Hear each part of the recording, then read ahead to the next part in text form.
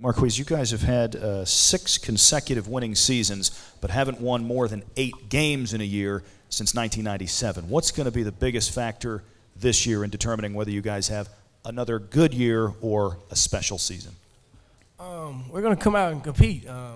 We've been really impressed with this summer. You know, coaches are really glad at what we were brought to the table this summer, and guys are buying in to what Coach Fedora is trying to do. And that's the only thing we need. We need everybody to stay on one train and not 10 guys and then one guy's on by himself. And we're going to come together as just one and one unit and compete at the highest state and play Carolina football, smart, fast, and physical. Got 2 questions on this side.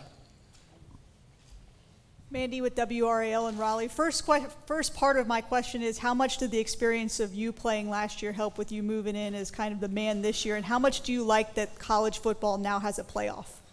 Oh, I love it because, I mean, it gave me a lot of confidence. After winning the Belt Bowl down in Charlotte in my hometown, it gave me a lot of confidence. It gave a lot of guys on the team confidence. I mean, coming off a winning record and a winning bowl game, that gives you the next step in taking it to the next season. And we're ready for that, and we're going to do our best and come to compete at the highest task this year and do whatever it takes. And as a me, it helps me out a lot. I mean, I'm playing with a chip on my shoulder. I feel like I have to go out and earn something what I deserve, and I'm just going out and compete at the same time. Same side of the room right here. Oh, follow up.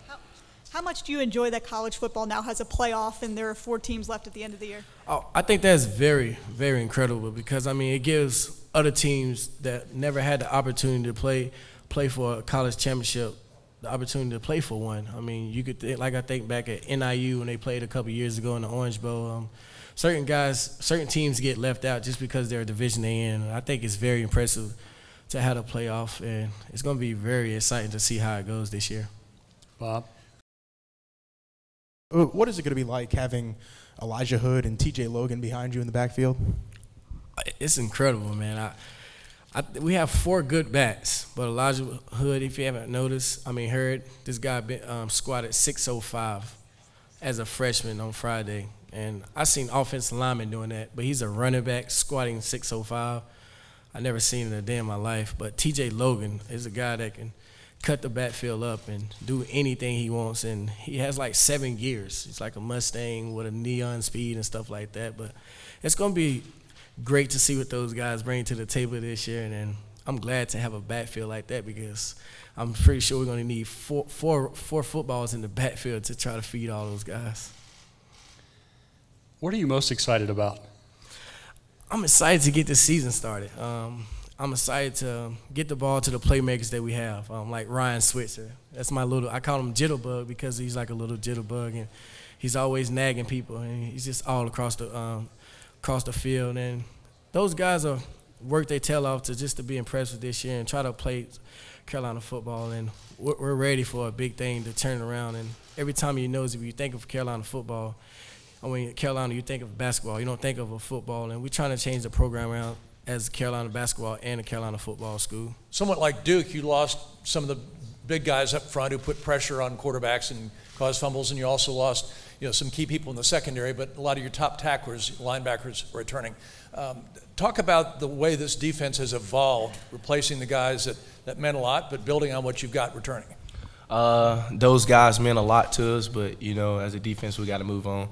We have a lot of guys that's ready to step up. For example, you have Drennan, who plays DN, Jesse Rogers, who also plays in to try to, put pressure on the quarterback. We lost Tim in the middle. We have some guys like Najir Jones, Greg Webb. We have a lot of guys that's getting bigger, getting better. We got right here first. Norkeithus, Dan Torr, Broadcast Media. Who's really challenged you up to this point when you talk about spring ball? Who do you feel has really pushed you offensively to get better defensively? I would have to say John Heck.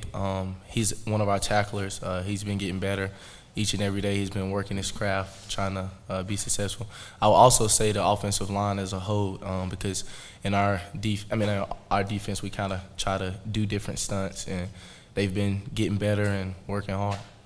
This side of the room, back row. Mandy from WRAL in Raleigh. What did the bowl win do for you guys in the offseason as far as morale? It gave us a whole lot more confidence going into spring ball, going into training camp. Training camp's coming up, so we're ready. When you think about your freshman year and heading into your senior year, what was the personality of the teams then, and what do you think the personality of your team is today?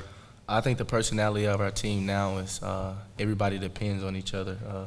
We play together as a unit. It's not about me or him. It's about us as a football team.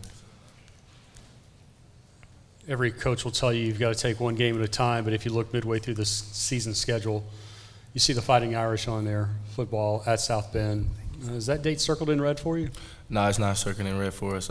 Liberty's circled in red for us right now. We're taking it one game at a time. It's well played.